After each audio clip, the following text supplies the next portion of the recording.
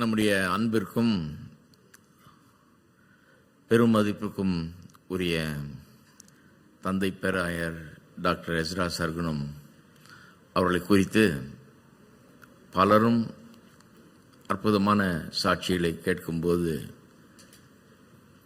இன்றைக்கு அவர் இல்லாதது எவ்வளவு பெரிய ஒரு இழப்பு என்பது நமக்கு இன்னும் அதிகமாய் தெரிகிறது.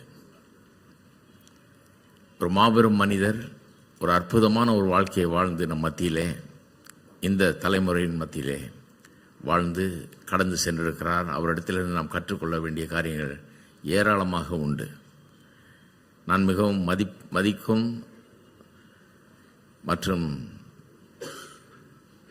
மிகவும் பாராட்டும் ஒரு அற்புதமான ஒரு லீடர் அவர். அவரிடத்திலிருந்து நிறைய காரியங்களை கற்றுக்கொள்ள நம்மால் முடியும். இந்த உலகத்தில் அவர் வாழ்ந்தபோது பல ஆண்டுகளாக எனக்கு அவரோடு நல்ல பழக்கம் உண்டு. கிட்டத்தட்ட 21 ஆண்டுகளுக்கு முன்பதாக முதலாக காட் டிவியில் செய்திகளை வழங்க எனக்கு வாய்ப்பு வந்தபோது, வழங்க ஆரம்பித்த போது இரவு 10லேருந்து 10:30 வரைக்கும் நான் ஆங்கிலத்திலும் தமிழிலும் 2 நாள் ஆங்கிலத்திலும் 2 நாள் தமிழிலும் செய்திகளை வழங்க ஆரம்பித்தேன். அப்பொழுது ஒரு நாள் திடீர்னு 10:30 மணிக்கு என் ப்ரோக்ராம் முடிஞ்ச உடனே ஒரு டெலிஃபோன் கால் வந்தது. எதிர்பாராத விதமாக பார்த்தா டாக்டர் எஸ்ரா அவர்கள் ஃபோன் பண்ணுகிறார்கள். ஃபோன் பண்ணி அவருக்கே உரிய பாணியில் கொஞ்சம் வேடிக்கையாக பேசுவார் இல்லையா, நல்லா பேசுகிறீங்க, சொன்னதெல்லாம் ரொம்ப ரொம்ப கரெக்டு தான், ஒன்றும் இல்லை, உங்களை பாராட்டணும்னு நான் ஃபோன் பண்ணேன் அப்படின்னாரு. எனக்கு ஆச்சரியமாக இருந்தது. அவர் ஒரு பெரிய மனிதர். அந்த நேரத்தில் 10:30 மணி இரவில் ஃபோன் எடுத்து ஃபோன் பண்ணி கேட்ட செய்தியை பற்றி பேசி அதை டிஸ்கஸ் பண்ணார். கொஞ்ச நேரம் பண்ணிவிட்டு மனதார பாராட்டினார். அன்றைக்கு மட்டும் இல்லை, இன்னும் 1-2 தடவை அந்த மாதிரி பண்ணியிருக்காரு. திடீர்னு ஃபோன் பண்ணுவார். ஃபோன் பண்ணி எதையா ஒன்று கேட்டுட்டு சொல்லுவார், நான் கேட்டுட்டு இருக்கிறேன், நைட்டில் கேட்பேன் நான் அப்படிம்பாரு. அது எனக்கு மிகவும் சந்தோஷமாகவும் எனக்கு ஊக்கமளிக்கிறதாகவும் இருந்தது. நல்ல பரந்த மனப்பான்மை உடையவர், எல்லாரையும் ஏற்றுக்கொள்ளக்கூடியவர், அன்பு கூறக்கூடியவர். அப்பேற்பட்ட ஒரு நல்ல மனிதர். அவருக்காக நான் கர்த்தரை ஸ்தோத்திரிக்கிறேன். இன்றைக்கு உங்களோடு கர்த்தருடைய வார்த்தையை பகிர்ந்து கொள்ள விரும்புகிறேன். எல்லாரும் சாட்சியை சொல்லிட்டாங்க. ஒரு சில நிமிஷம் கர்த்தருடைய வார்த்தையை நாம் கவனிப்பது அவசியம். இப்பொழுது உங்களுக்கு முன்பாக வாசிக்கப்பட்ட இந்த வசனங்களை பார்த்தீர்கள் என்றால், அப்போஸ்தலனாகிய பவுல் தனக்கு மரணம் நேரிடப் போகிறது என்பதை அறிந்து எழுதுகிற ஒரு பகுதி. ஆகவேதான் சொல்லுகிறார், நான் இப்பொழுதே பான பலியாக வார்க்கப்பட்டு போகிறேன், நான் தேகத்தை விட்டு பிரியும் காலம் வந்தது அப்படின்றார். இந்த உலகத்தை விட்டு போகிறேன் நான் அப்படிங்கிறார். நல்ல போராட்டத்தை போராடினேன், ஓட்டத்தை முடித்தேன், விசுவாசத்தை காத்து கொண்டேன் என்கிறார். மரிக்கும் தருவாயில் இருக்கிற ஒரு மனுஷன் வாழ்க்கையை பற்றி ஒரு மாபெரும் விமர்சனத்தை இங்கே வைக்கிறார். அவர்கிட்ட வாழ்க்கைனா என்னன்னு நினைக்கிறீங்கன்னு நீங்கள் கேட்டிருந்தீங்கன்னா அவருடைய உள்ளத்தில் இருந்த இந்த 3 காரியங்களை சொல்லியிருப்பார் என்று நம்புகிறேன். ஒன்று, வாழ்க்கை என்பது ஒரு வார்க்கப்படுகிற பான பலியை போன்றது. 2வது, அது ஒரு நல்ல போராட்டம்.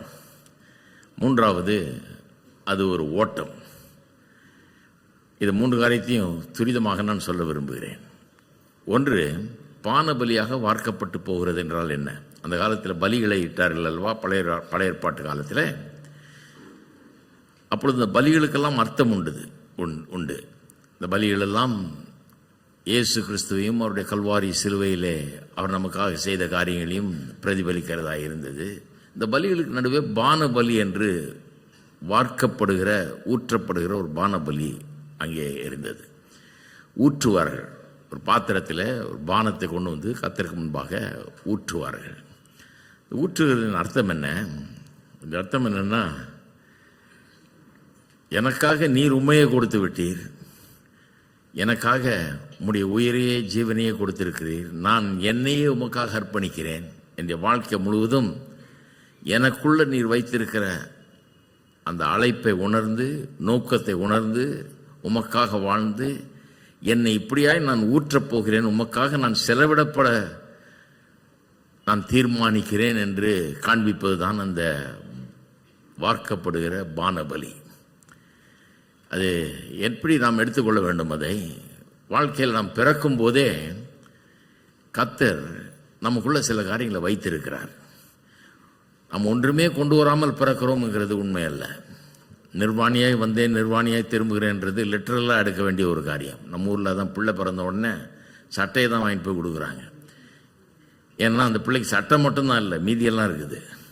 நாளைக்கு என்னவா வரும்னு சொல்ல முடியாது. பெரிய பிரசங்கியாராக வரலாம், பெரிய டாக்டராக வரலாம், இன்ஜினியராக வரலாம், டீச்சராக வரலாம், ஒரு பெரிய பிரசிடெண்ட்டாக கூட வரலாம், என்ன வேணா வரலாம். அப்பேற்பட்ட ஆற்றலும் திறமையும் ஒரு அழைப்பும் வாழ்க்கையின் ஒரு நோக்கம் எல்லாவற்றோடும் தான் ஒரு குழந்தை பிறகு இந்த உலகத்தில். அப்போ ஒரு பாத்திரத்தில் ஒரு பானம் எப்படி நிரம்பி இருக்கிறதோ, அது எப்படி ஊற்றப்படுகிறதோ, அதுபோல் நம்ம பிறக்கும் போது நமக்குள்ளாக சில காரியங்களை கர்த்தர் வைத்திருக்கிறார். அதனால தான் பவுலப்போஸ்தலன் சொல்லுகிறார், தாயின் கற்பத்தில் இருந்த போதே என்னை கர்த்தர் அப்போஸ்தல ஊழியத்துக்காக பிரித்தெடுத்து விட்டார் என்றார். அப்பவே மார்க் பண்ணிட்டார் என்னங்கிறார்.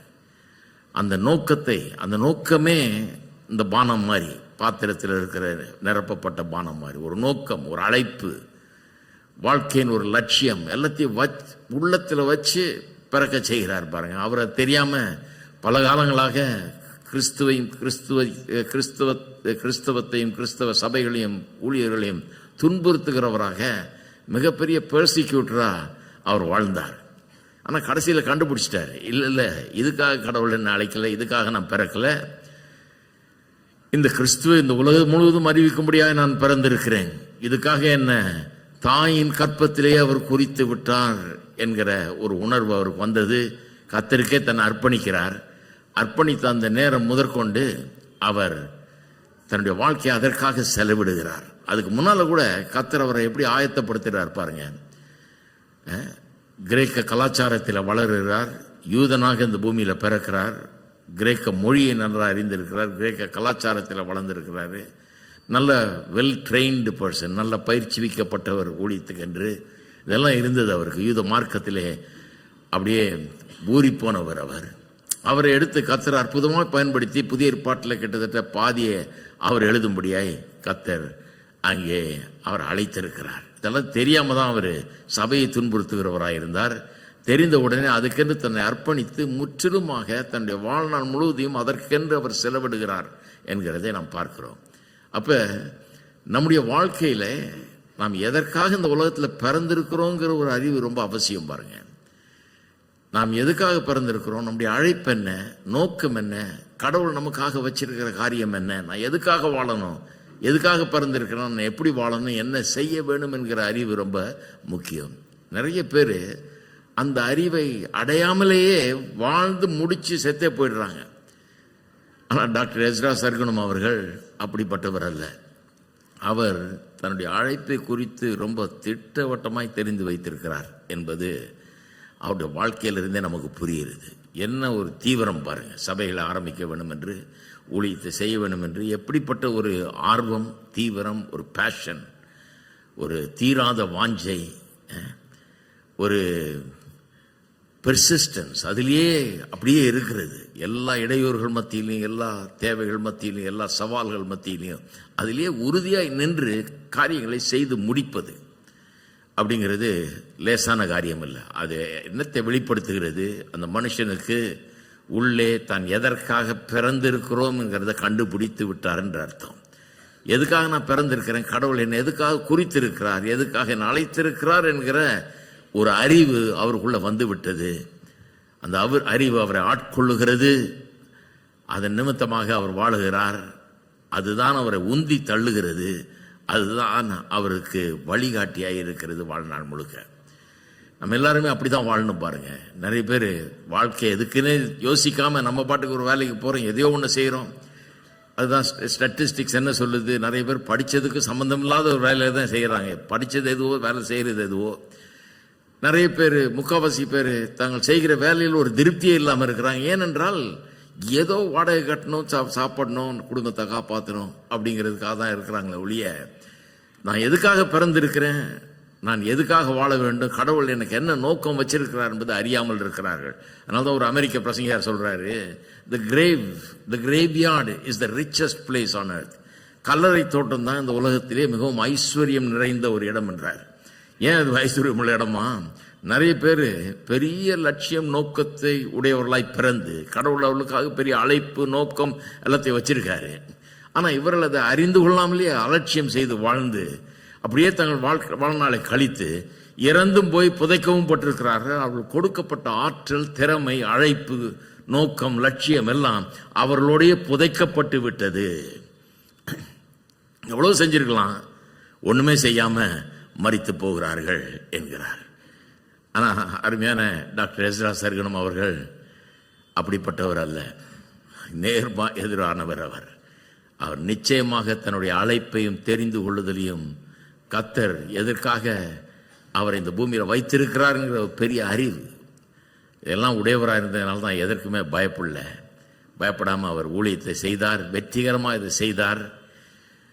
கர்த்தர் அவர் அழைத்தது மட்டும் இல்லாமல் ஒரு அபார ஆற்றலை கர்த்தர் அவர் கொடுத்திருந்தார். ரொம்ப திறமையான ஒரு மனுஷன், அபார ஒரு ஆற்றலை கொடுத்திருந்தார். கர்த்தர் ஒரு மனுஷன் அழைக்கும் போது ஒரு சாதாரண பின்னணியிலிருந்து அழைக்கலாம், எங்கேயோ ஒரு சின்ன ஊர்லேருந்து சின்ன பின்னணியிலேருந்து அழைக்கலாம்.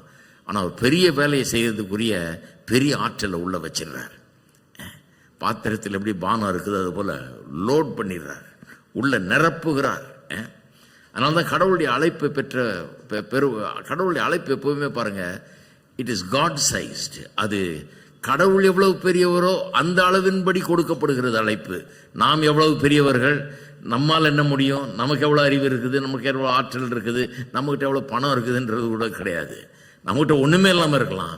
ஆனால் அவருடைய அழைப்பு நம்மையும் மிஞ்சி நம்மாலே முடியாது என்று சொல்லுகிற அளவுக்கு அவ்வளவு பெரியதாக இருக்கிறது. அதனால இப்படிப்பட்ட மனிதர்கள் கடவுளையே முற்றுமாய் சார்ந்து கொள்ளுகிறார்கள், அவரே பற்றி கொள்ளுகிறார்கள், அவர் மேலே முழு நம்பிக்கையை வைக்கிறார்கள். ஏன்னா அவர்கள்ட்ட ஒன்றும் இல்லை, அவர்களால் செய்ய முடியாது, அவர்கள்ட்ட அதுக்கு ஆதாரம் இல்லை, கையில் பணம் இல்லை, கையில் பெரிய காரியங்கள் ஒன்றும் இல்லை.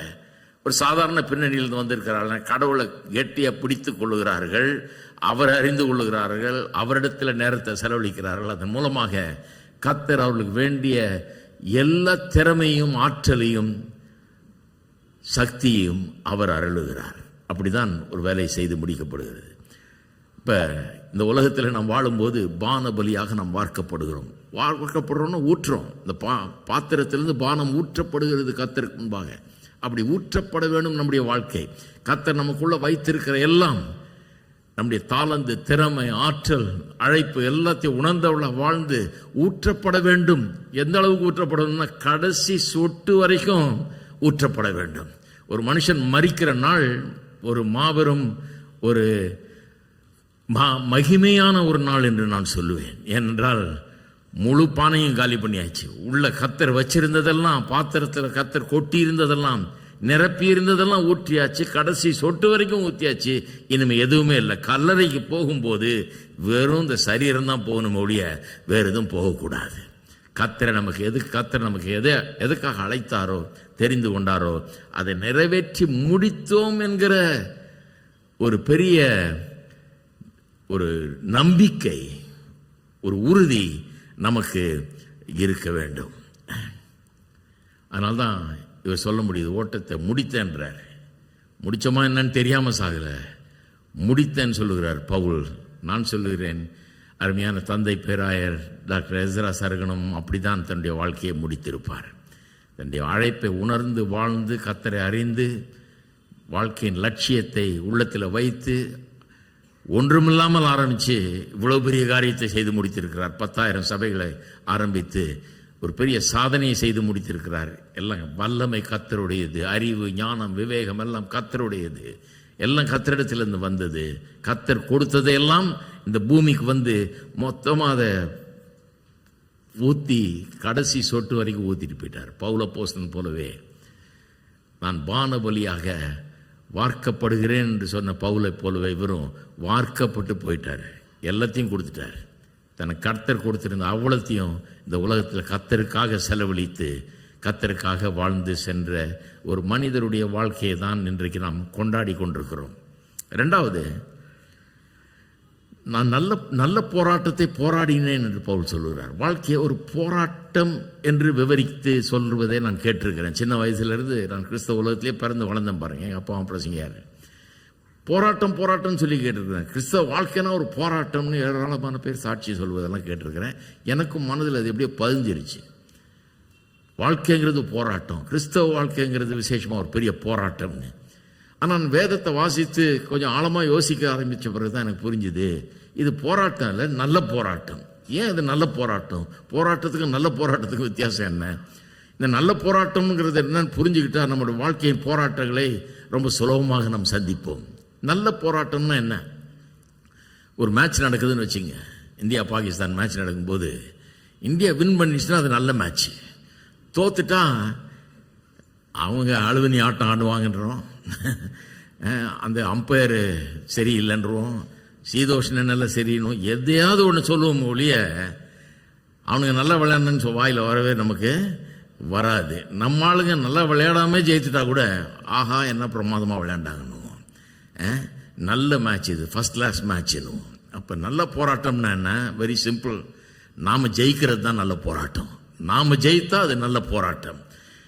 அப்போ பவுலப்போஸ்தலன் சொல்கிறாரு, நல்ல போராட்டத்தை போராடினேன். ஏன்னா போராட்டம் பயங்கரமாக இருந்தது. போராடமெல்லாம் அடி உத, இவருக்கு எதிர்ப்பு, எத்தனை முறை சிறைச்சாலைக்கு சென்றார், எவ்வளவு கப்பர் சேதமோ கொண்டு பல்வேறு துன்பங்களை அனுபவித்தார், பல்வேறு எதிர்ப்புகளை அவர் சந்திக்க வேண்டியதாக இருந்தது. ரொம்ப சவாலான ஒரு சூழ்நிலையில் ஊழியம் செய்தார் பல்வேறு நாடுகளில் சென்று.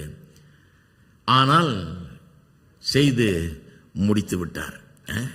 அது நல்ல போராட்டமாய் முடிந்து விட்டது. கடைசியில் வின் பண்ணது யாருன்னா அவர்.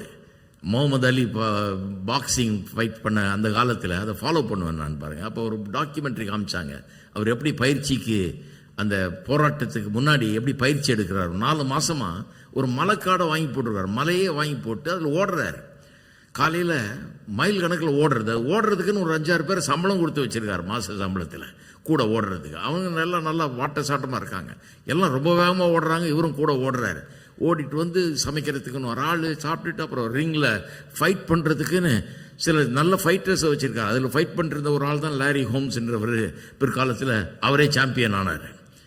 அப்பேற்பட்ட ஆளுகளை வச்சு சம்பளத்துக்கு வச்சு டெய்லி இது நடக்குது. டெய்லி ஓட்டம், நல்ல சாப்பாடு, உடற்பயிற்சி, அப்புறம் இந்த பாக்ஸிங் ரிங்கில் ஏறி நல்ல ஃபைட்டர்ஸை ஃபைட் பண்ணுறது. இப்படி பண்ணி 4 மாதம் ஃபைட் பண்ணி கடைசியில் அவர் அந்த பந்தய பொருளை பெறுறதுக்காக அந்த பெரிய மேட்சுக்கு தன்னை ஆயத்தப்படுத்துகிறார் என்பதை நான் பார்த்துருக்கிறேன். அப்போ ஒரு மேட்சில் ஜெயிக்கும் போது அது நல்ல மேட்சுங்கிறோம். அதுபோல தான் வாழ்க்கையில் நாம் ஜெயிக்கும்படியாக கர்த்தர் நம்மளை உண்டாக்கிறார். நாம் முற்றும் ஜெயம் கொள்ளுகிறார். we are more than conquerors என்று பவுல் சொல்றார். என்ன மாதிரி ஆட்டிடியூட் பாருங்க. வாழ்க்கையில் சந்திக்காத பிரச்சனை கிடையாது, போகாத சிறைச்சாலை கிடையாது, சந்திக்காத எதிர்ப்புகள் கிடையாது. அடிச்சு நொறுக்கிட்டாங்க அவரை, உடம்பெல்லாம் எத்தனை முறை அடிச்சிருக்கிறாங்க. ஆனால் அவர் சொல்றாரு, நல்ல போராட்டத்தை போராடினேன் என்றார். ஏன்னா இவ்வளவு அடித்த பிறகு, இவ்வளவு சிறைச்சாலையில் போட்ட பிறகு, இவ்வளவு தடை செஞ்ச பிறகு, இவர் போறதுக்கு முன்னாடியே இவரை பற்றி கடிதம் போயிடும் சினகாக்ஸ்கெல்லாம், ஜபாலயங்களுக்கெல்லாம், இவரை உள்ள விடாதீங்க, இவரை விரட்டி அடிங்கன்னு. அப்படிப்பட்ட சூழ்நிலையில் வேலை செய்தாரு.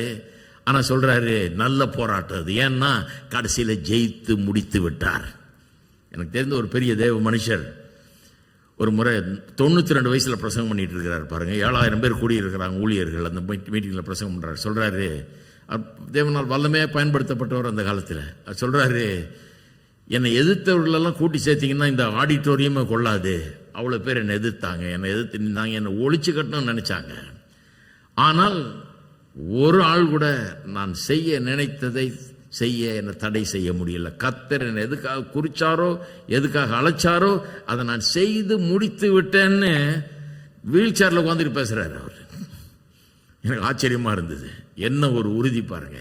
எதுக்காக பிறந்தேன்னு நல்லா தெரிஞ்சிருக்குது எனக்கு, எதுக்காக அழைக்கப்பட்டிருக்கிறேன்னு தெரியுது, எதுக்காக வாழணும்னு தெரியப்போ வாழ்ந்து முடிச்சுட்டேன்றாரு. அப்புறம் தான் செத்தார் அவர். நல்ல போராட்டம். நல்ல போராட்டம்னா என்ன? முடிவில் ஜெயம் நம்மளுது. அப்படின்னா நடுவில் எந்த பிரச்சனையுமே இல்லைன்னு இல்லை, 1000 பிரச்சனைகள் வரலாம், ஆனால் கடைசியில் யார் வின் பண்ணுறாங்கன்றதான். முகமது அலி ஃபைட் பண்ணும்போது 15 ரவுண்டு, இன்றைக்கும் தான் ஹெவி வெயிட் மேட்ச்சில் 15 ரவுண்டு. முதல் சில ரவுண்டு அடி வாங்குற மாதிரி வாங்கிக்குவார் அவரே. ஏன்னா வாங்கி அவனை டயர்ட் பண்ணி அவனை களைக்க செய்து அவன் ஓங்கி ஓங்கி குத்தி களைச்ச பிறகு கரெக்டாக கணக்கு போட்டு வச்சுருப்பார் எவ்வளோ இவன் தாங்குவான்னு, எவ்வளோ நேரம் ஸ்டாமினா இருக்குன்னு. அவனுக்கு டயர்டான உடனே ஒரே போட்டார்னா அவன் கீழே வந்தானே எந்திரிக்க மாட்டான். அந்த மாதிரி அடிப்பார், ஜெயித்திருவார். முதல் சில ரவுண்டுகளை பார்க்கும்போது நினைப்பேன் கண்டிப்பாக தோப்பார் இவர், கண்டிப்பாக இந்த அடி வாங்குறாரு. அடிக்கவே அடிக்காமல் ஓடி ஓடி போய் தன்னை கையை 2 கையும் வச்சு மூடிக்கிட்டே இருப்பார். ஆனால் கடைசியில் பார்த்தீங்கன்னா ஜெயித்துட்டு வருவார். அதுதான் நல்ல போராட்டம். தோக்குற மாதிரி இருக்கும், போராட்டமாக இருக்கும், வாழ்க்கை கஷ்டமாக இருக்கும், சில நேரத்தில் பிரச்சனையாக இருக்கும். ஆனால் அதில் ஜெயிக்கிறோம். நாமெல்லாம் ஜெயிக்கிறதுக்காக பிறந்தவர்கள். தோற்கவே முடியாது, தோல்வி நமக்கு இல்லை, ஜெயம் நம்முடையது. நாம் முற்றும் ஜெயம் கொண்டவர்கள் என்று வேதம் சொல்லுகிறது. அப்ப அந்த கண்ணோட்டத்தில் நம்ம பார்த்தோம்னா எல்லா போராட்டமும் பிகம்ஸ் a நான் இஷ்யூ. ஒரு பிரச்சனையே இல்லைன்ற ஆயிடுது. இது ஒரு பிரச்சனையே இல்லை, இந்த போராட்டத்தையே நான் மேற்கொள்ளுவேன். ஏன்னா கடவுள் என்னை அழைச்சிருக்கிறாரு, என்னை தெரிந்து கொண்டிருக்கிறார், என்னை அவர் நடத்துவார். கடைசியில் நான் தான் ஜெயிப்பேன், நான் ஜெயிப்பேன்னு எழுதி வச்சிருக்குதுங்க. என்னுடைய வெற்றி ஏற்கனவே எழுதப்பட்டு விட்டது அப்படின்றது உள்ளத்தில் பதிஞ்சிருச்சுன்னா எப்பேற்பட்ட போராட்டத்தையும் தைரியமாய் நாம் சந்திப்போம், அதை வெல்லுவோம். நிச்சயமா முடிவே முடியாதுன்றது போல இருக்கும். வெற்றி நம்மை தேடி வரும். எப்படி வருதுன்னே தெரியாது, அது வரும் கண்டிப்பாக. வாழ்க்கை நல்ல போராட்டம். பவுல் என்ன மாதிரி சொல்றாரு பாருங்க, பான பலியாக வார்க்கப்பட்டு போயிட்டேன், எல்லாம் கடைசி சொட்டு வரைக்கும் கர்த்தர் எனக்குள்ள வச்சதெல்லாம் கொட்டிட்டேன், எதுக்காக பிறந்தனோ அதுக்காக வாழ்ந்துட்டேன் அப்படிங்கிறாரு. நல்ல போராட்டத்தை போராடினேன்றாரு. ஏன்னா கடைசியில் ஜெயம் என்னுடையது. எவ்வளவு பேர் எடுத்தாலும் ஒன்றும் நடக்கல. உலகம் முழுது சுவிசேஷத்தை அறிவித்து முடித்து விட்டேன். பிரசங்கம் பண்ணாத இடமே கிடையாது, உலகம் முழுக்க சுவிசேஷத்தை பரப்பிட்டேங்கிறாரு. ஒரு சைக்கிள் கூட இல்லாத காலம் உலகம் முழுக்க சுவிசேஷத்தை பிரசங்கம் பண்ண மனுஷன் அவர். எவரும் தடுத்து நிறுத்த முடியல, யாரும் அதை ஸ்டாப் பண்ண முடியல, செய்து முடித்து விட்டார். கடைசியா ஓட்டத்தை முடித்தேன் அப்படிங்கிறார். இது ஒரு ஓட்டம். ஓட்டம்னா ஸ்பிரிண்ட் கிடையாது, 100 மீட்டர் டேஷ் கிடையாது, அது 9-10 செகண்டில் முடிஞ்சிருது இல்லையா. ஓட்டம்ங்கிறது இது வந்து மேரத்தான் மாதிரி, ரொம்ப லாங் ரன் இது. ஆகவே இதை ரொம்ப ஜாகிரதையாக ஓடணும். இதுக்குன்னு நம்மளை ஆயத்தப்படுத்திக்கணும். இதுக்கு பயங்கரமான ட்ரைனிங் எல்லாம் இருக்குது. இது வேற விதமான ஒரு அப்ரோச் இது. ஏன்னா ரொம்ப நாள் தாக்கி பிடிக்கணும், ரொம்ப நாள் செய்யணும். நான் பிரசங்கம் பண்ண ஆரம்பித்து இன்னைக்கு 21 வயசில் பிரசங்கம் பண்ண ஆரம்பித்தேன். இன்னைக்கு 50 வருஷங்கள் ஆகுது பிரசங்கம். இந்த வருஷம் 50 வருஷங்கள் ஆகுது நான் பிரசங்கம் பண்ணி. டாக்டர் எஸ்ரா சர்க்குரம் அவர்கள் அதை காட்டிலும் அதிகமாக இந்த உலகத்தில் வாழ்ந்து பிரசங்கம் பண்ணி தன்னுடைய வாழ்க்கையை முடித்திருக்கிறார்கள். அப்போ we have a long way to go. ரொம்ப ரொம்ப காலம் நம்ம செய்ய வேண்டியதாக இருக்குது. சும்மா இது வந்து திடுதிப்புன்னு ஓடி முடிக்கிறது கிடையாது. போய்கிட்டே இருக்கணும், வருஷ கணக்கில் இதை வாழ்ந்துகிட்டு இருக்கணும், இதை செய்து கொண்டிருக்குது. அப்படிப்பட்ட ஒரு ஓட்டம். அந்த ஓட்டத்துக்காக எப்படி நம்ம ஆயத்தப்படுத்திக் கொள்ள வேணும்னு அப்போஸ்தலன் பவுல் ஒரு இடத்துல சொல்றாரு பாருங்க. அதை பற்றி சொல்லும்போது 2 கொரிந்தியர் 9ஆம் அதிகாரத்தில் பார்த்தீங்கன்னா 2 கொரிந்தியர் 6ஆம் அதிகாரத்தில் நினைக்கிறேன்,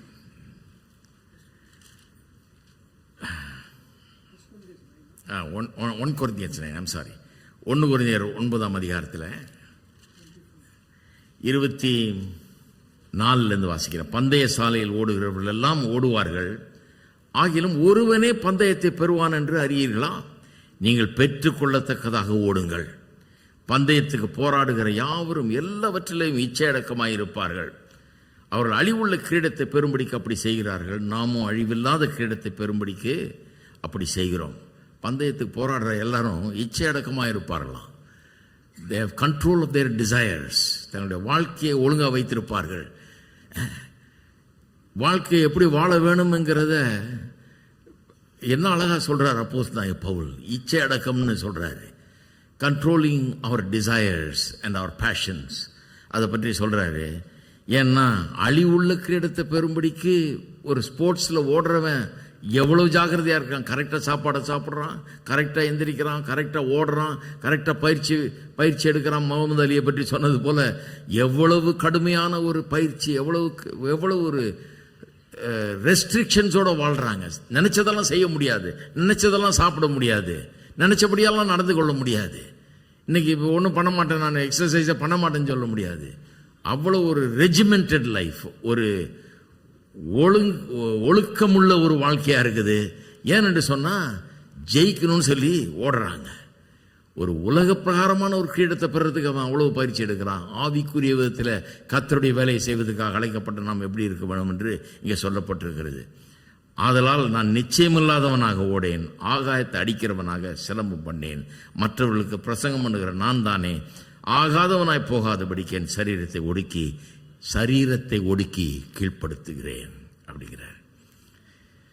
அருமையான தந்தை பேராயர் டாக்டர் எஸ்ரா சர்கனம் இதில் எல்லாத்திலையும் நம்முடைய முன் உதாரணமாக அவர் இருக்கிறார். கர்த்தருக்காக வாழ்ந்திருக்கிறார்.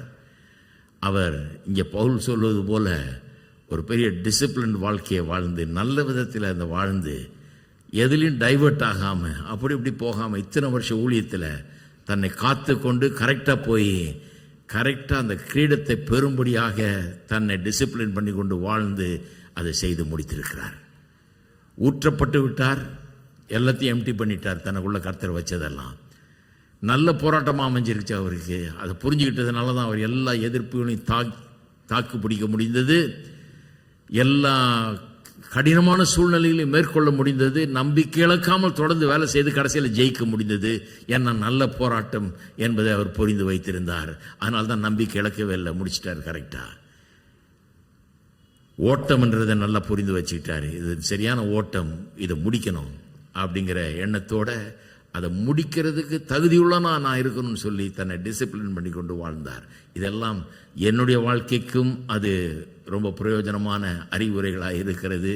அதற்கு உதாரணமாக நான் தந்தை பேராயர் டாக்டர் எஸ்ரா சர்கனம் அவர்களை காண்கிறேன். இதெல்லாம் பவுல் அப்போஸ்தலன் சொல்லுகிறார், இதெல்லாம் ஒரு வாழ்க்கையில் வாழ்ந்து காட்டி இருக்கிறார் என்பதை எண்ணும்போது ஒரு பெரிய வியப்பாக தான் இருக்கிறது. எல்லாருமே அப்படி வாழ வேண்டும் என்கிற ஒரு தீர்மானத்தை எடுக்க வேண்டும். அப்படி வாழ வேண்டும், கர்த்தருடைய நாமம் மகிமைப்படும். இந்த இந்தியா தேசத்தில் சுவிசேஷம் எங்கும் பரவும். ஏனென்றால் கர்த்தர் இப்படிப்பட்ட மனிதர்களை பயன்படுத்துகிறார். கர்த்தர் உங்களை ஆசீர்வதிப்பாராக.